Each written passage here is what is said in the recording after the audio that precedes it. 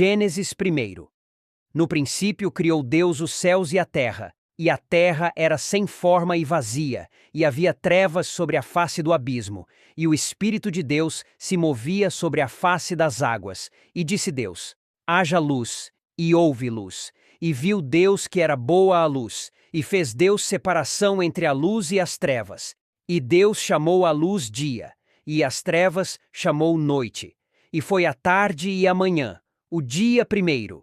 E disse Deus: haja uma expansão no meio das águas, e haja separação entre águas e águas. E fez Deus a expansão, e fez separação entre as águas que estavam debaixo da expansão, e as águas que estavam sobre a expansão.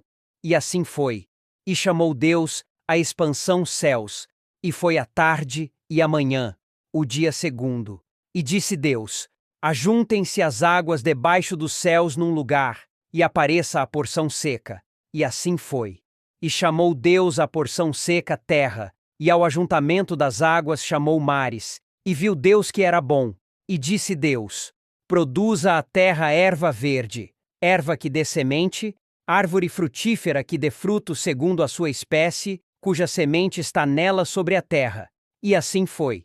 E a terra produziu erva, erva dando semente conforme a sua espécie, e a árvore frutífera, cuja semente está nela conforme a sua espécie. E viu Deus que era bom. E foi a tarde e a manhã, o dia terceiro. E disse Deus: haja luminares na expansão dos céus, para haver separação entre o dia e a noite, e sejam eles para sinais e para tempos determinados, e para dias e anos. E sejam para luminares na expansão dos céus, para iluminar a terra. E assim foi. E fez Deus os dois grandes luminares, o luminar maior para governar o dia, e o luminar menor para governar a noite. E fez as estrelas. E Deus os pôs na expansão dos céus para iluminar a terra, e para governar o dia e a noite, e para fazer separação entre a luz e as trevas. E viu Deus que era bom. E foi a tarde e a manhã, o dia quarto. E disse Deus: produzam as águas abundantemente répteis de alma vivente, e voem as aves sobre a face da expansão dos céus.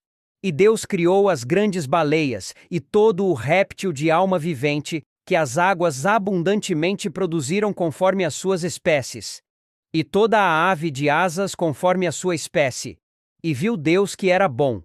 E Deus os abençoou, dizendo: frutificai e multiplicai-vos, e enchei as águas nos mares, e as aves se multipliquem na terra.